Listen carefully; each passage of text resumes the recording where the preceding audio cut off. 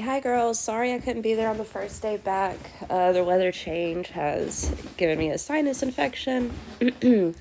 So you're going to need some loose leaf to take some notes, and then I have some printed notes for you that hopefully will get to you for today. But again, we're going to start off with loose leaf. This is Unit 7. We are going to be delving into statistics this semester. And today we're just going to talk about all this different vocabulary that you see here. Population, sample, parameters, statistic, to get some background knowledge for statistics. Okay, so if you see this, the number of Americans with diabetes will nearly double in the next 25 years, or the NRF expects holiday sales to decline 1% versus a 3.4% drop in holiday sales in the previous year. So these statements you just read are based off of a collection of data. This is all statistics. Statistics is so applicable, and you hear it in your everyday life all the time.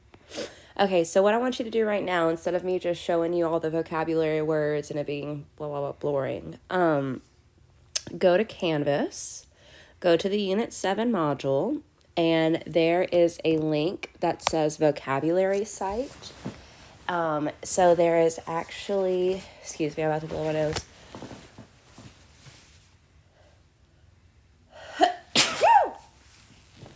Okay, or a sneeze. So if you go to Canvas, the Unit 7 module, there is a website that has all this vocabulary. I want you to get all the vocabulary for all the words that you see right here. So if you want to pause this and write all these down, and again, go to Canvas, Unit 7 module, under notes and videos, there's a vocabulary site, which has all these definitions there. So go ahead, you can pause this video, get all the vocabulary words down, come back to the video, and we'll make sure you have all the right vocabulary, and then we'll go through the notes together. Okay, so data consists of information coming from observations, counts, measurements, or responses. Statistics is the science of collecting, organizing, analyzing, and interpreting data in order to make decisions.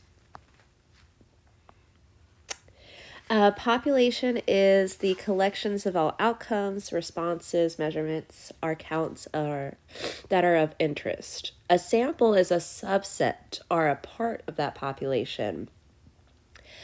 Something that you have to realize here, a sample, so when someone sends a survey out, especially the U.S. Census, so the U.S. Census is something that the government sends out. I think it's every 10 years. Yeah, it's every 10 years, I'm pretty sure. But not everybody responds to that census. Not everybody responds to a survey. So if there's some type of survey happening, that actually represents a sample, because not everybody answers a survey. And you can see that with the U.S. Census, you can't count a survey results as a complete population, again, because not everybody answers that survey.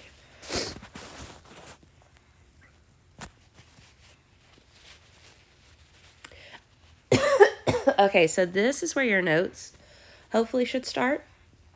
We're going to identify the population in the sample here.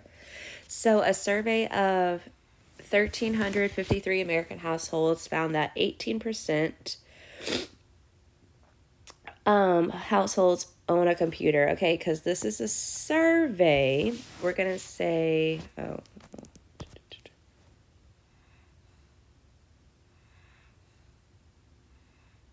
sorry, I'm having a brain fart.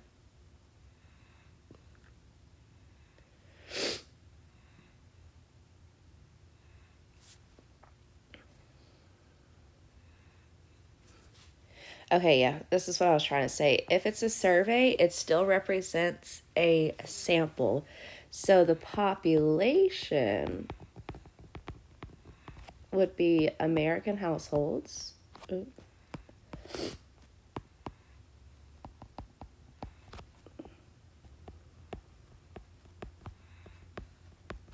And the sample are the 1353 respondents. I think that's how you spell respondents, the people that responded. Okay, same idea with B. A recent survey of blah, blah, blah elementary school children found that 28% of children could be classified obese. Well, the population would be all elementary schools.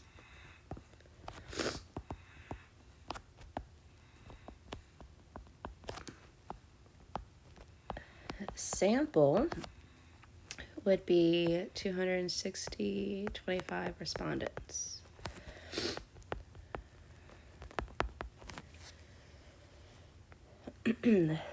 See, the average weight of every 6 person entering the mall within 3-hour period was 146 pounds. So here, a little bit different because it's not a survey. The population would be everyone at the mall.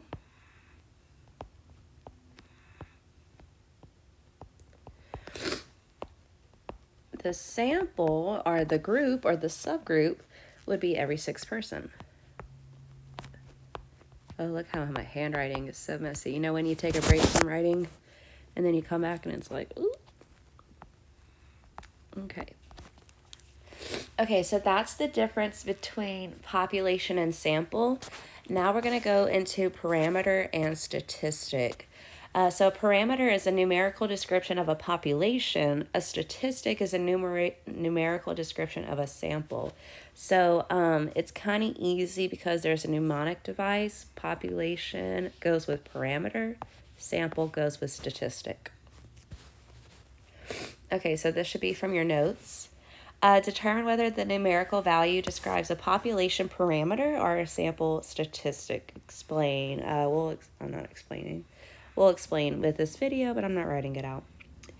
Okay, a recent survey by the alumni of a major university indicated that the average salary of 10,000 of its 300,000 graduates was 125,000. Okay, because this is a survey, this is talking about a sample. So this description would be a statistic. The average salary of all assembly line employees, when it's talking about all assembly line employees, that's an entire population. So this description would be a parameter.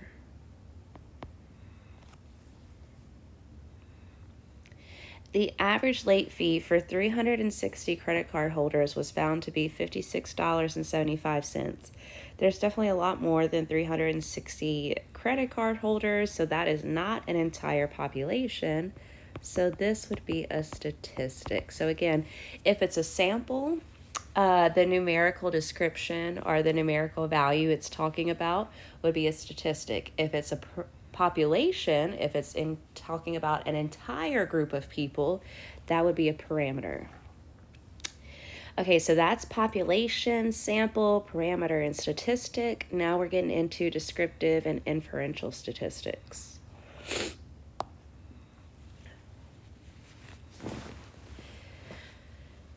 Okay, so statistics has 2 major branches, descriptive statistics and inferential statistics.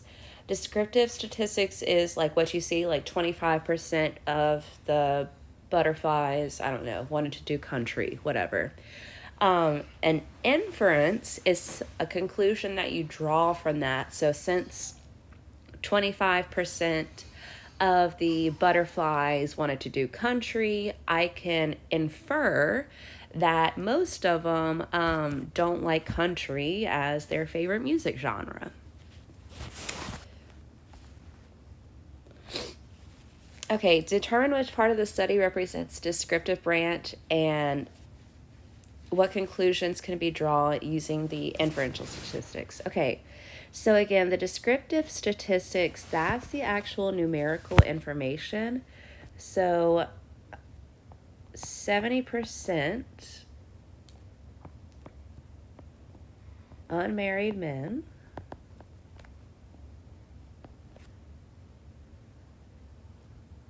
were alive at 65. So that's like the first statistic. I know it's a statistic because it says sample. Another statistic would be the next one, 90%. So 90% of married men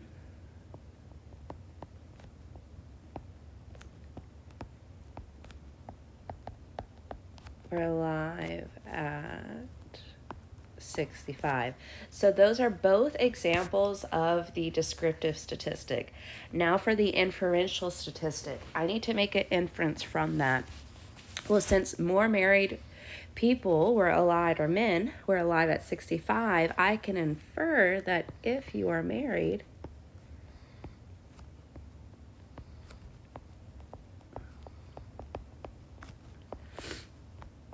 you are likely to live longer. Okay, moving on to the next one again. Feel free to pause this video at any time, is what I was trying to say. Okay, identify whether the statement describes inferential statistics or descriptive. So descriptive, some type of numerical data. Inferential, look for that root word. You're looking for an inference. Okay, the average age of students in a statistics college course is 21 years. That is a fact. I'm going to assume it's a fact. So that would be a descriptive. Some type of numerical fact. Let's put descriptive fact.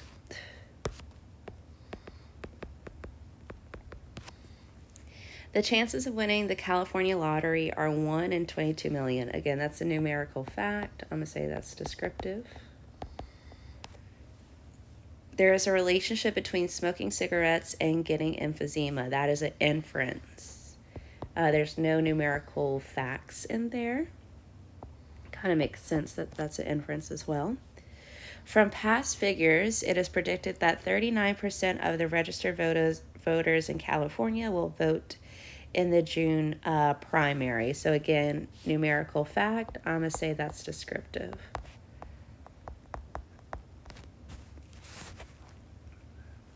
I guess I'll put inferential, not inference. Go ahead and correct that, inferential. Okay, let's get into qualitative and quantitative data. So this shouldn't be too new. Qualitative, you're talking about some type of quality, consists of attributes, labels, or non-numerical entries. Quantitative data, quantities, you're looking for numerical measurements. Okay, so the suggested retail prices of several Honda vehicles are shown in the table. Which data are qualitative and which are quantitative? So quantitative would be your numerical information. So that would be the suggested retail price.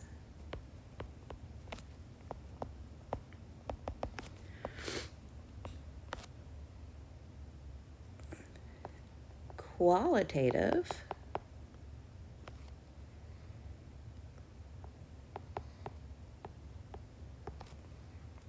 would be the model. Because that's like a characteristic, a sedan, a Fusion, a Mustang, blah, blah, blah.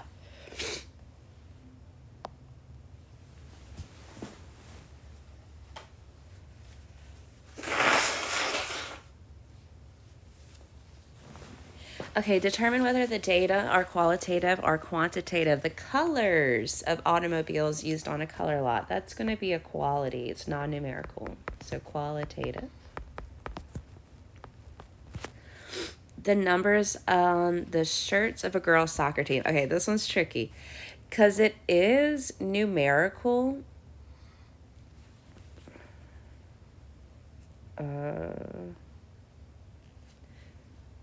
Yeah, we'll say that's quantitative. Ugh, that one's kind of tricky.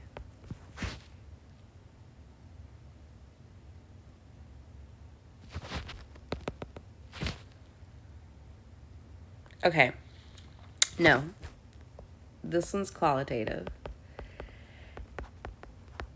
Because the numbers, I know it's a number, but the numbers don't have meaningful values. So it's not like number one is the best soccer player. Okay, it's actually a quality. If I'm number two, if I'm number three, that is a quality. So that's why it's qualitative. The number of seats in a movie theater, that's quantity.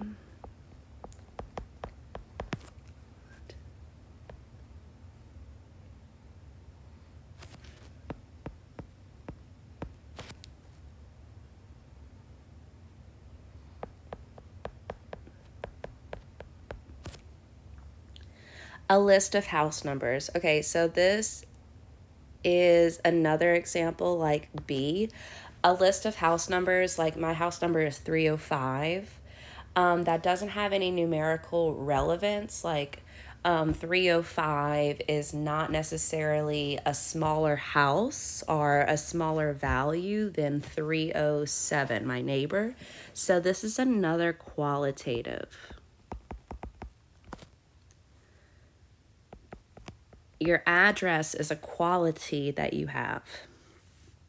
The ages of a sample of 350 employees. Okay, ages, that's going to be quantity because that has numerical meaning. If I spell something wrong, just forgive me. I'm trying to make it through. The phone numbers of everyone in your civics class. Again, a phone number is going to be qualitative. Because your phone number, again, doesn't have meaningful numerical significance. So it's not like this phone number values more than another phone number. Your phone number is a quality. Your address is a quality, kind of like your zip code. Even though your zip code technically is a number, it doesn't have meaningful numerical significance. So your zip code or your social security, that would still be qualitative, even though it's numerical. Okay, and the last thing we have to talk about in terms of vocabulary is levels of measurement. Okay, so the level of measurement, and you should have this in your notes, determines which statistical calculations are meaningful. So sometimes you can't always find the average of data, and that's because of the level of measurement. Or you always can't find the median of data, that middle number, because of the level of measurement. So, nominal level of measurement, that's your lowest one. Qualitative only, no mathematical computations can be made at this level. And it's basically categorized using names, labels, or qualities, like your favorite movie. If I say my favorite movie is I don't know, Clueless, Mean Girls, and they'll give you another one, Happy Gilmore. I can't put those in any type of order. It's just a list. So that's nominal. The next level up, ordinal. Ordinal can be arranged in some type of order or ranked. But differences between data entries are not meaningful. So you can't really like subtract the values in that category.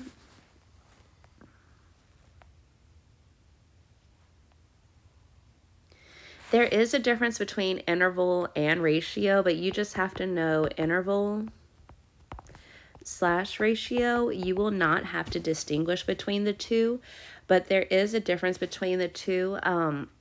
For interval data, there is not an inherent zero. What I mean by that is like temperature.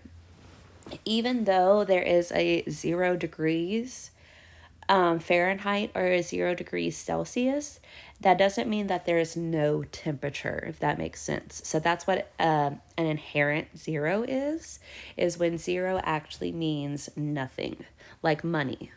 Zero actually means no money. Temperature 0 degrees Celsius is very different from 0 degrees Fahrenheit. So that doesn't mean there is a lack of temperature there.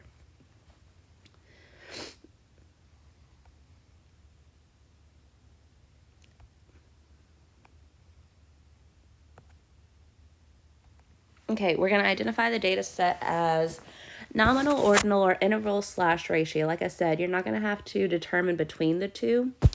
You can just put that. So hair color of women on a high school tennis team, that's going to be nominal because it's just a list of colors: brunette, blonde, black, red. That is just like a list of qualities. I can't put that in any type of order. Ages of students in a statistics class. Okay, so what I asked myself, I think I have this up here too. No, I don't. Okay, so if I can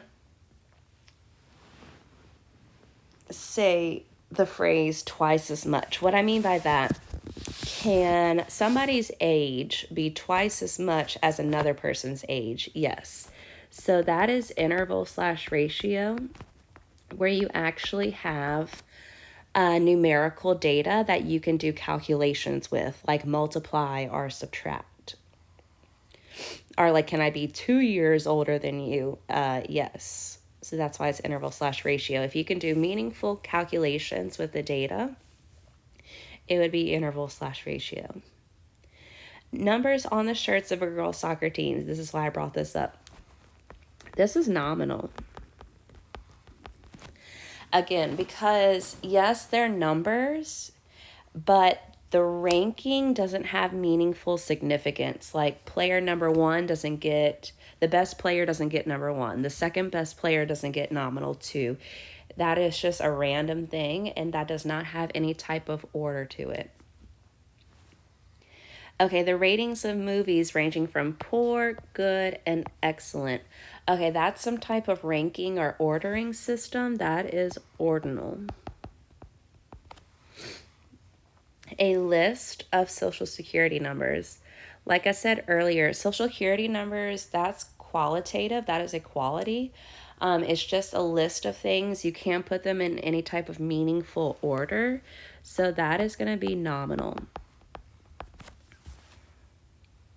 The amount of fat in 44 cookies. Okay, so again, that's a number. So it's probably going to be interval/ratio. And again, you can ask yourself that twice as much phrase. Can I have twice as much amount of fat in one cookie versus another cookie? Yes, that's interval/ratio.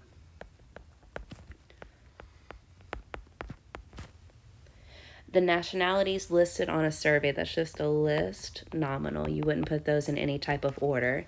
So if it's just like a list of qualities, like my favorite movie, nationalities, hair color, that's nominal.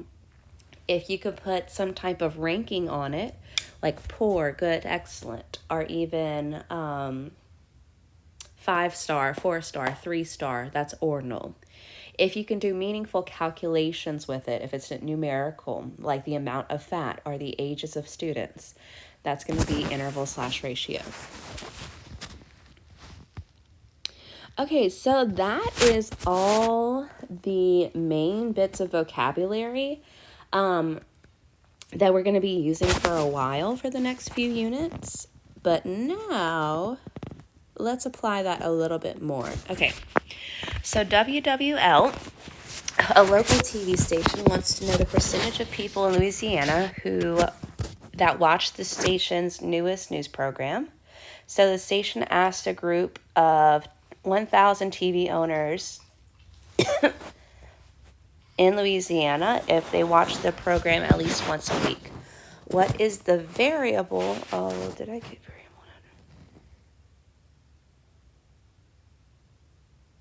Okay, I don't think I have variable and attributes in my slides, but it should have been on that vocabulary site. So make sure you have variable and attribute in your vocabulary. I'm sorry I didn't put that in one of my slides. Okay, the variable being studied is the question being asked. So the variable is if they watch the TV program.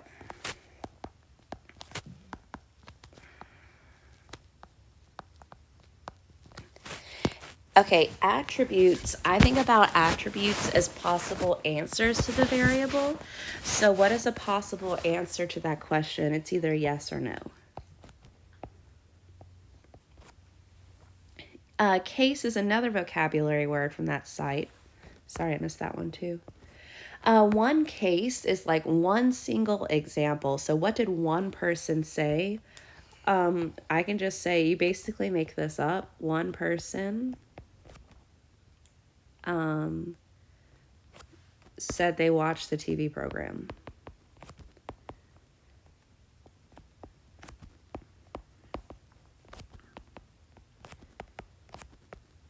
I think my example on the vocabulary site was like a survey of favorite Beyonce songs.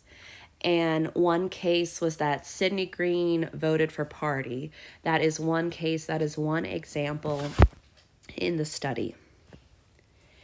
Is the variable quantitative or qualitative? So this would be qualitative. Your answers are just yes or no.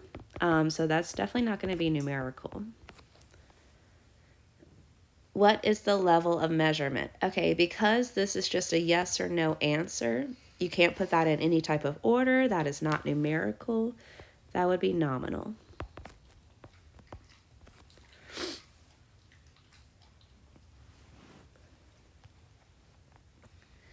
Okay, how many variables are there in a survey? Case, not a variable. That's just an instance. So like this is what's happening here, fishes. This is what the first person did. This is what the second person did. This is what the third person did. Case is not a variable. Okay, variable, number of fishes being caught. That's a variable. Species, variable. Cost of rod and reel, variable. Rating of fish location, that's a variable. So there's going to be 4. What are the attributes of the variable of predominant species? Okay, so predominant species, like I said, attributes are like the answer to the question or the answer to the variable. So look at your options. You have perch, bass, trout, and redfish.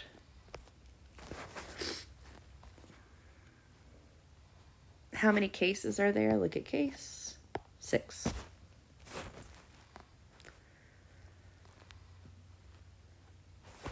Which variables are qualitative? Okay, number of fish caught. That's definitely numerical. Qualitative, species, yes. Cost of rod and reel, no. Rating, yes. So I'm going to say species and rating, my non-numerical information.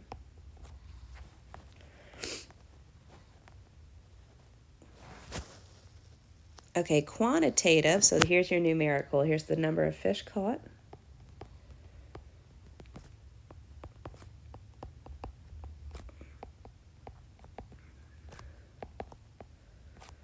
And the cost of rod and reel.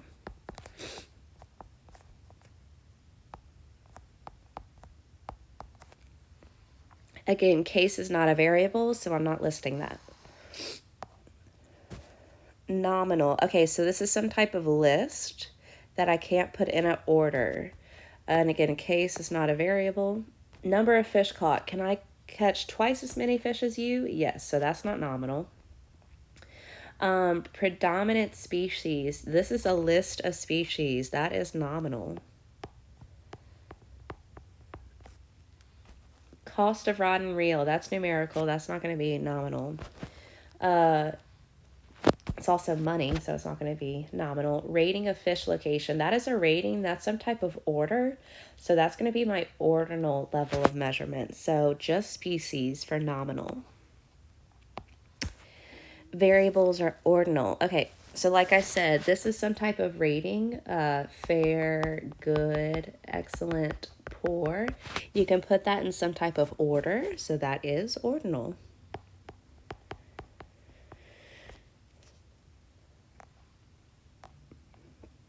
Which variables are interval/ratio? Okay, like I said, I can catch twice as many fish as you, so you can do actual numerical computation with the number of fish being caught. So that would be interval/ratio.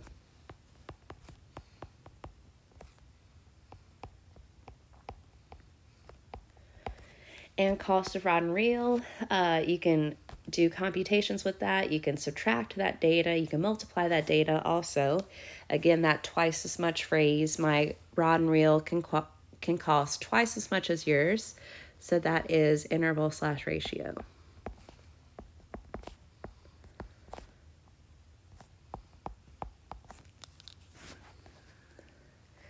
Okay, and that is all the vocabulary that we're going to be using for the next few months.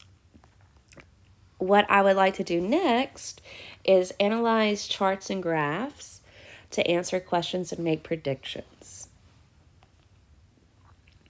We're going to focus on 3 types of graphs and charts. First is pie charts, which graphically represent data as percentages and wholes. And this is most appropriate for nominal data. So if something's nominal, we're going to use a pie chart to represent that. Bar graphs have bars to them. It's most appropriate for ordinal data. Bar graphs have these spaces right here, unlike what we'll see next.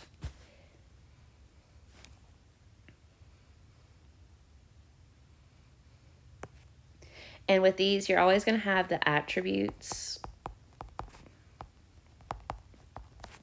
The attributes on the x-axis and the frequency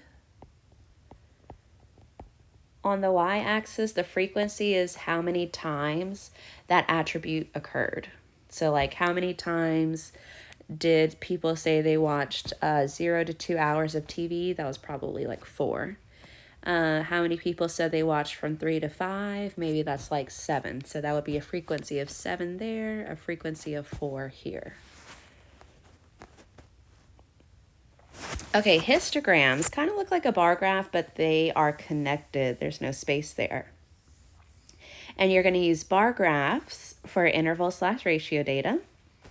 And same thing, you have frequencies on the y-axis and your attributes on the x-axis.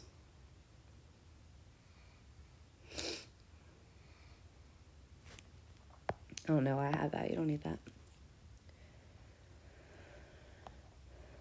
Okay, so let's answer some questions here. What is the level of measurement for this data? So it's a favorite activity. That's going to be a list, guys. A list of activities. Swimming, cycling, walking, golf. That's nominal. Also why it's represented with a pie chart, because we represent nominal data with pie charts. Is it quantitative or qualitative? That is qualitative. Your favorite activity for campers. Again, you might be saying, well, I see numbers. Well, yes, you see numbers, but think about the question being asked. If I ask you your favorite activity, what could you say? Walking, cycling, whatever, pretend I can spell, swimming. Those are not numerical answers that you are giving me. Those are qualitative. Why is a pie chart appropriate form for this data? Because it is nominal.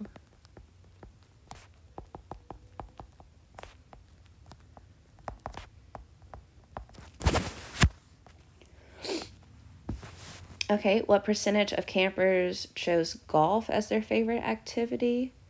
Okay, percent golf, 12%. What percent of campers chose swimming or cycling as their favorite?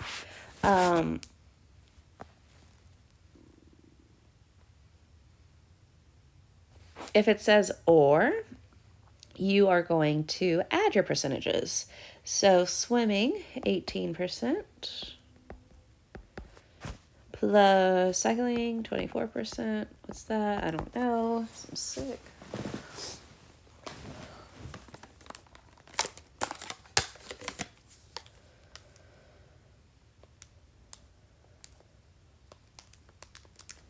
%. Okay, next question is different. How many campers chose walking as their favorite activities? Because it's asking you how many campers, you need to multiply the percentage as a decimal. So let's see, walking was 40%, which is 0.4 by moving the decimal twice. So 0.4 times the total amount of campers, 1,200, equals, so 480 campers chose walking as their favorite. So if it just asks for the percent, you can just list the percent. But if it asks for the amount of campers, you have to take that percent, turn it to a decimal, and then multiply by the entire population. Okay, how many students were surveyed in this sample? So to do that, you have to add up all the frequencies. I wouldn't give you a problem like this on a quiz or test where you can't tell exactly where the bar graph ends. So we're just going to estimate. I think I did this exactly one time and it came out to a nice number. Let's see. Okay, so let's say that's 4.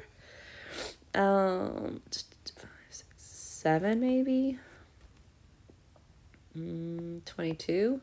We'll see how this goes. 32 kind of looks like.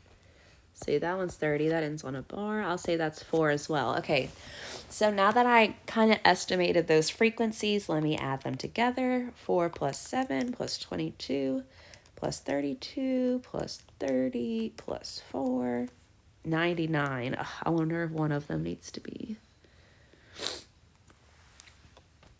Let's say this one's 8. I think that's what I originally did. Okay, let's say this one's 8. That way I get an exact 100. Again, I wouldn't give you one like that on a quiz or a test. I would give you something you can exactly tell where it ends. What is the most common number of hours a student watches? So that's going to be the highest frequency, which would be here. And that attribute is 9 to 11 hours. Okay, what percent of students watch TV for 12 to 14 hours? Okay, 12 to 14. So the frequency was 30 out of a total of 100 people being surveyed. Again, we're assuming that. So that's 30% if you divide that.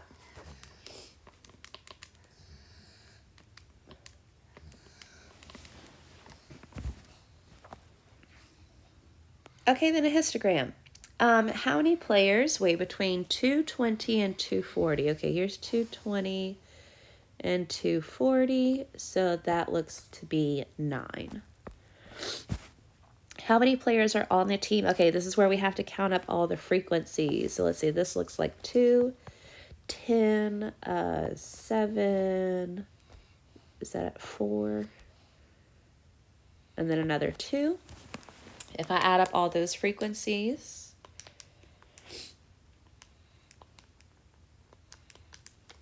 I got 34. How many players weigh 240 or more? So let's add the frequencies. 240 or more would be 7 plus 4 plus 2, which is 11 plus 2, so 13. Yep. Again, when you see or, you're going to add. That's why I added. Okay, the Washington Commanders sign a new player. Predict how much he will weigh using the data given. So this is when you can use statistics to like make inferences or guess things. You would use the highest frequency, right? Because that's like the most common weight. So if a new player came on, I would predict that they would weigh between 200 to 220, just because that is the most frequent weight of this football team. Alrighty, so that, yay, concludes our first lesson. So I have some homework for you. There is a crossword using vocabulary, and there are some questions on pie charts, bar graphs, and histograms. Thank you for watching this and taking notes. Sorry I'm sick and couldn't be there today.